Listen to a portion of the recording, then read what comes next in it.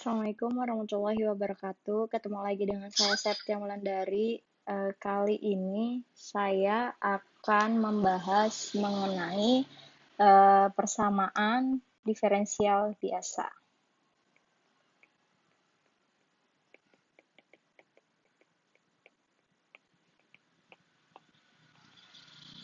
gitu ya. Nah, persamaan diferensial ini dapat dibagi dan dibedakan menjadi dua macam, tergantung pada jumlah variabel bebasnya. Nah, masalah-masalah yang muncul di dunia ilmu pengetahuan dan teknik dapat diformulasikan ke dalam bentuk persamaan diferensial ini, seperti contohnya misalnya teori getaran pada fisika gitu ya. Nah, kemudian persamaan diferensial biasa atau biasa disingkat sebagai PDB ini biasanya dibagi menjadi ada yang namanya metode Euler, ada yang namanya metode Runge-Kutta gitu ya. Nah, kali ini saya mau membahas dulu yang namanya adalah metode Euler. Metode ini itu ditemukan oleh Euler ya, makanya disebut sebagai metode Euler. Metode ini juga metode yang paling sederhana dari metode yang lainnya gitu. Namun metode ini itu sangat kurang teliti dibandingkan dengan metode lainnya. Tapi paling mudah untuk dipelajari gitu ya. Nah, biasanya metode Euler ini merupakan asalnya itu dari turunan deret Taylor. Kalian pasti pernah mendengar kan yang namanya deret Taylor. Kalau nggak salah ini ada di kalkulus. Saya nggak tahu kalian dapat kalkulus 2 kalau nggak salah deret Taylor ini. Gitu ya. Oke. Persamaan umumnya untuk metode Euler adalah seperti ini. Y I ditambah 1 itu sama dengan YI gitu ya, ditambah dengan fungsi dari XI, YI dikali dengan delta X gitu ya. Ini adalah formulanya. Oke, dengan delta X ini merupakan panjang langkah gitu ya, mirip seperti kemarin di integrasi numerik. Kalau kemarin di integrasi numerik itu dinamakan dengan H, kalau di metode Euler di persamaan diferensial biasa ini disebut sebagai delta X, gitu ya. Ini tuh insya Allah mudah banget untuk kalian pelajari. Untuk itu kita langsung masuk ke dalam contoh aja kali ya.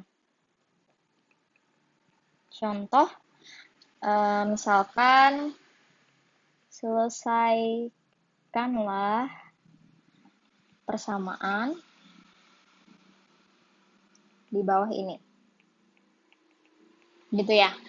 Misalnya dy per dx itu adalah fungsi dari x, y dengan minus 2x pangkat 3 plus 12x kuadrat gitu ya, min 20x ditambah dengan 8,5. Jika diketahui nilai dari Y0 itu adalah 1, dari X sama dengan 0 dan X sama dengan 2. Dengan panjang langkah itu adalah delta X sama dengan 0,5 gitu ya.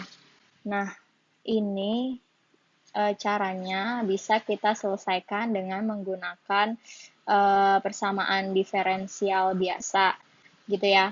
Nah, kalau kemarin kita di integrasi numerik kan ada ya namanya H itu sama dengan B minus A per N gitu kan. Dulu kemarin di integrasi numerik. Nah, kalau di dalam persamaan diferensial biasa ini di metode Euler, berarti H-nya kita ganti dengan delta X gitu kan. Berarti delta X itu sama dengan B dikurangin A per N.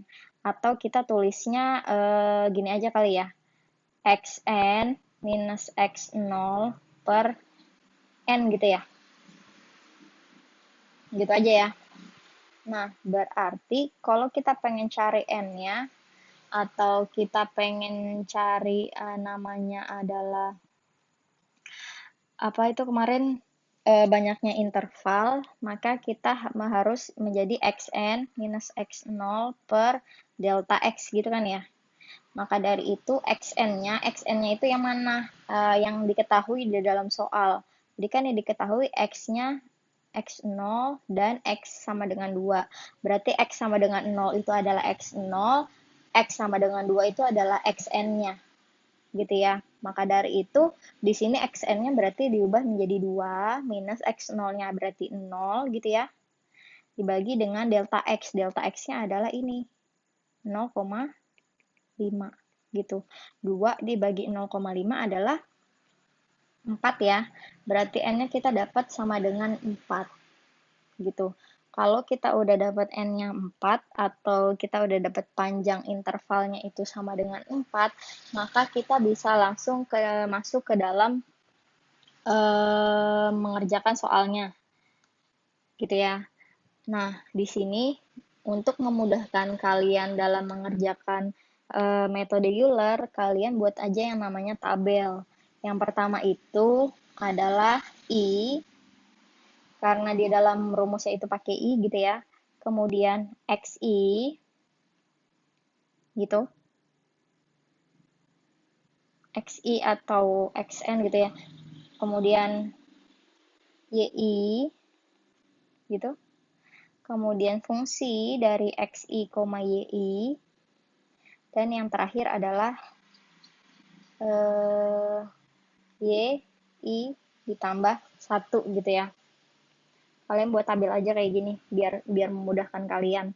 Nah, untuk langkah selanjutnya kalau kita udah buat tabel, kita mulai I-nya itu dari nilai X0-nya. Nilai X0-nya di sini kan adalah 0 gitu ya. Maka I-nya itu dimulai dari 0. X0. Jadi I-nya 0. Gitu ya. Walaupun di sini X0-nya 1 berarti tetap I-nya itu sama dengan 0. Jadi di sini adalah X0 gitu ya. X0 adalah 0. Di soal gitu kan. Kemudian YI, Y0. Y0 adalah yang sudah diketahui di soal. Tadi kan diketahui di soal Y0 sama dengan 1. Berarti ketika X-nya 0 gitu ya, ketika X-nya 0, maka nilai Y-nya adalah 1. Berarti ketika X0-nya adalah 0, maka Y0-nya adalah 1 gitu ya. Maka dari situ di sini Y0-nya adalah 1. Kemudian fxi, yi berarti berubah jadi fx0, y0 gitu kan. Karena di dalam soalnya ini adalah isinya hanya variabel x aja, maka nanti y0-nya usah dimasukin ke dalam persamaannya, tapi hanya nilai x-nya aja.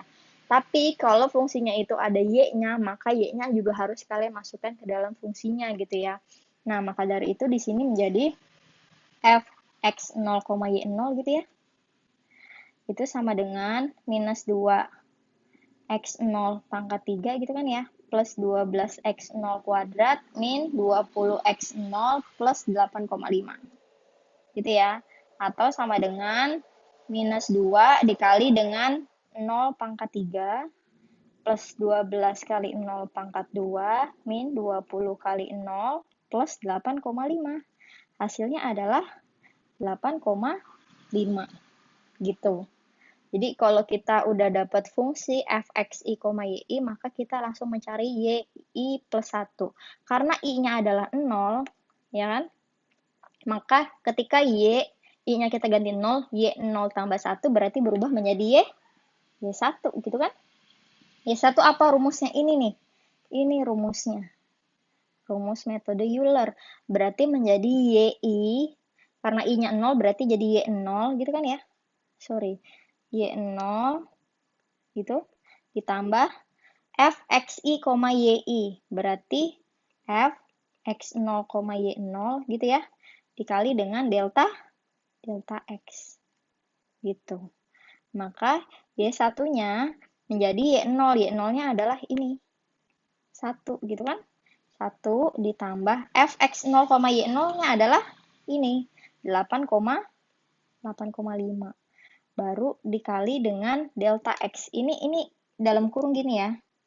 Jadi yang didahulukan adalah perkalian dulu baru dijumlahkan gitu ya. Jadi ini saya dalam kurung 8,5 kali delta X. Delta X-nya tadi adalah ini 0,5.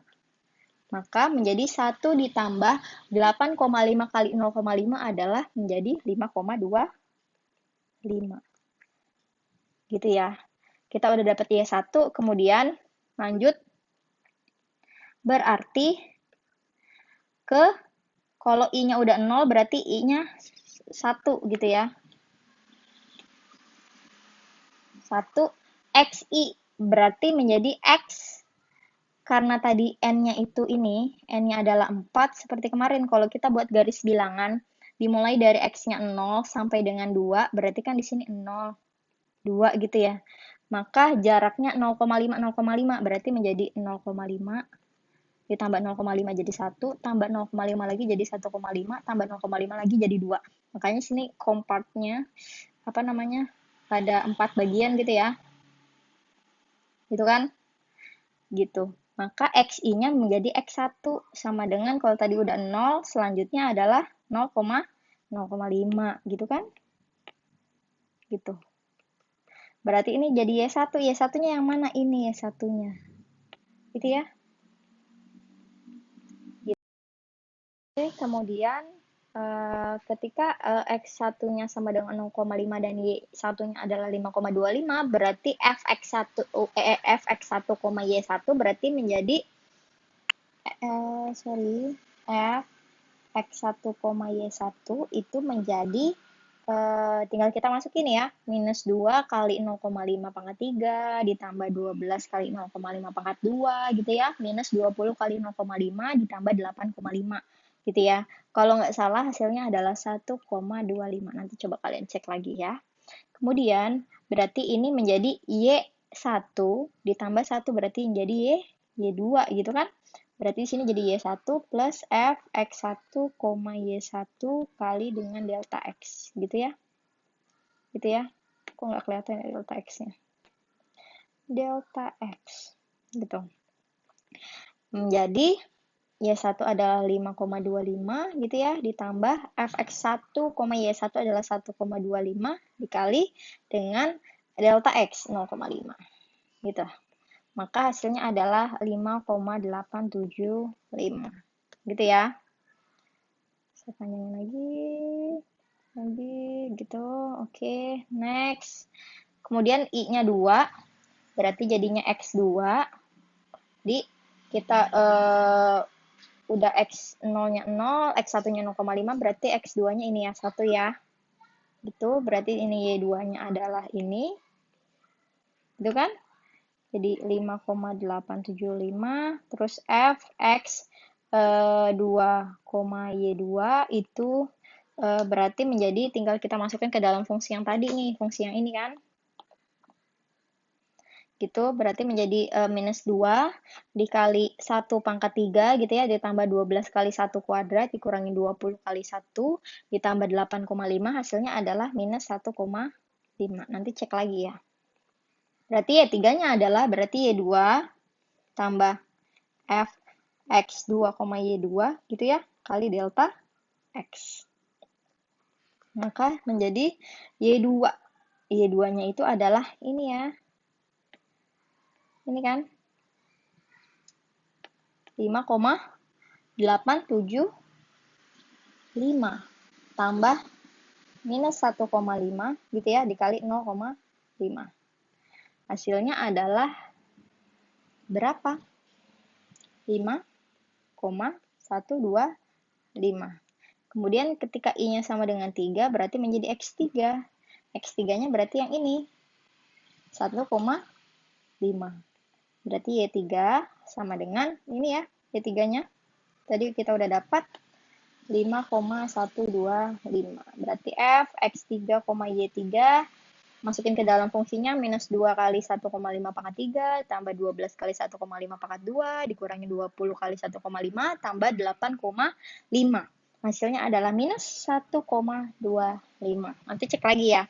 Kemudian Y4. itu menjadi Y3 tambah F X3, Y3 gitu ya, kali delta X.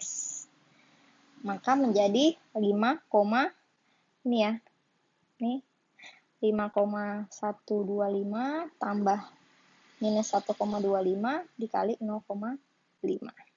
Hasilnya adalah 4,5. Gitu ya. Oke. Jadi sampai dengan Y4. Y4 itu adalah ini ketika X-nya itu sama dengan 2. Gitu ya. Kemudian ketika I-nya sama dengan 4, berarti X4 sama dengan 2 gitu ya. Berarti Y4 itu sama dengan ini kan 4,5.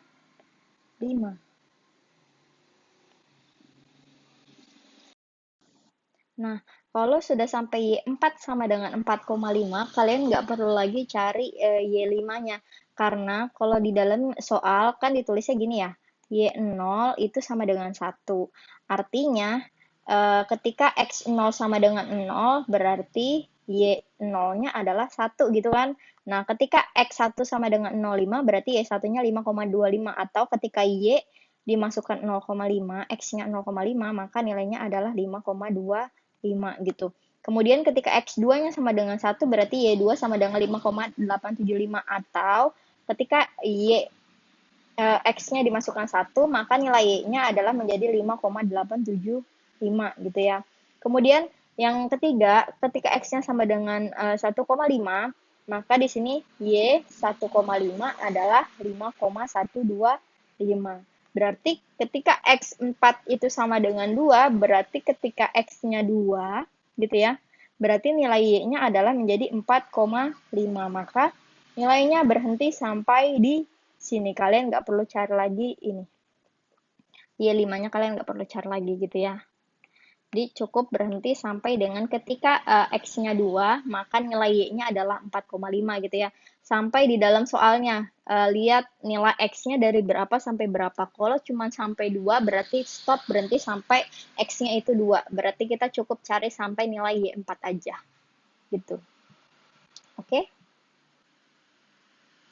Nah, kemudian biasanya di dalam mengerjakan metode Euler ini, kita juga harus mencari nilai galatnya gitu ya. Galat atau error. Kalau di dalam soalnya tadi dy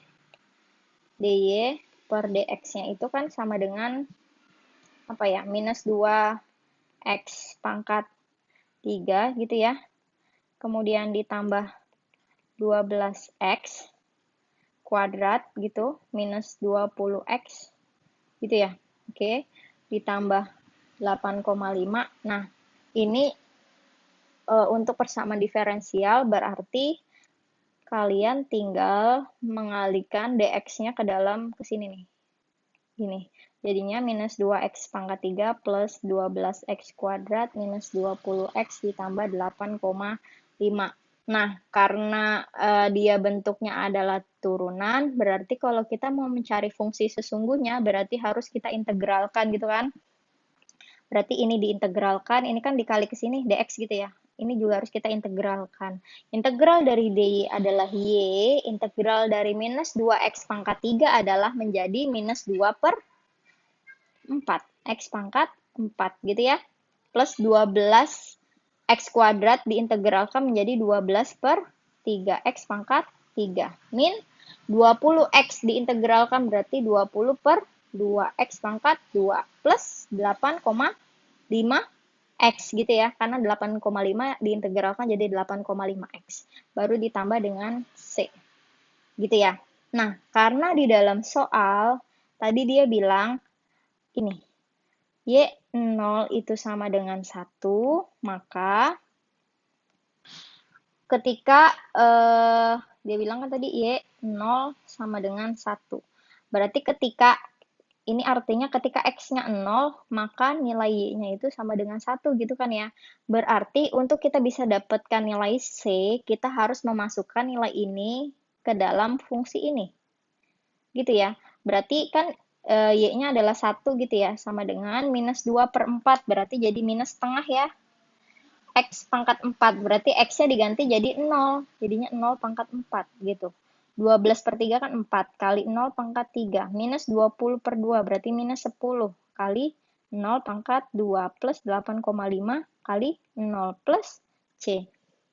Gitu ya, 1 sama dengan, ini kan 0, 0, 0, 0 gitu, tinggal tambah C, berarti C-nya nilainya adalah 1. Oleh karena itu, fungsinya menjadi Y minus setengah X pangkat 4 gitu ya, ini kita sederhanakan, itu plus 4X pangkat 3 min 10 X kuadrat plus 8,5 X ditambah C. C-nya tadi adalah 1. Ini adalah fungsi sesungguhnya. Gitu ya.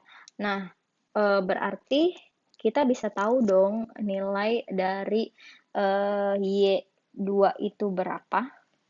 Dengan cara analitik, berarti tinggal kita masukkan nilai X-nya sama dengan 2. Berarti Y-nya menjadi minus setengah kali 2 pangkat 4 gitu ya, plus 4 kali 2 pangkat 3 minus 10 kali 2 pangkat 2 plus 8,5 kali 2 plus 1.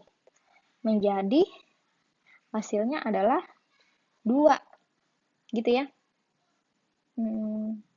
Iya nggak? Coba minus setengah dikali 2 pangkat 4 itu 16. Coba kita hitung dulu ya. 2 pangkat 4 itu 16, bener nggak? Ya, 16 ya. 16 dibagi 2 adalah minus 8, plus 4 dikali 2 pangkat 3, 4 kali 8 adalah 32, minus 10 kali 4 adalah 40, gitu ya. 8,5 kali 2 adalah 17, ditambah 1. Berapa itu? Minus 8, minus 8, minus 16, gitu ya. Minus 16 ditambah 17 adalah 1, 1 tambah 1 adalah 2. Benar ya? Y-nya adalah 2. Berarti kita bisa cari ini adalah nilai Y yang sesungguhnya. Gitu. Maka cara mencari galat adalah nilai sebenarnya, gitu ya. Y sebenarnya atau sesungguhnya dikurangin Y yang kita cari pakai numerik gitu ya, taksiran, dibagi Y yang sebenarnya. Dikali dengan 100% gitu ya.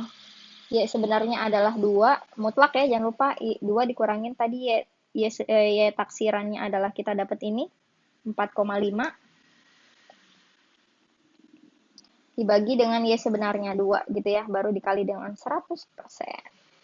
Maka hasilnya adalah nggak minus ya, karena kan dia mutlak. Maka hasilnya adalah 125%. Wah, tinggi sekali ya. Kalau kayak gini kan berarti kesalahannya itu sangat fatal sekali. Maka dari itu disebutkan kan metode Euler itu sebenarnya kurang teliti dibandingkan dengan metode-metode yang lain. Gitu, oke? Saya rasa cukup sekian dari saya. Ketemu lagi minggu depan. Kalau ada yang ingin bertanya boleh via WhatsApp atau komen di bawah ini. Assalamualaikum.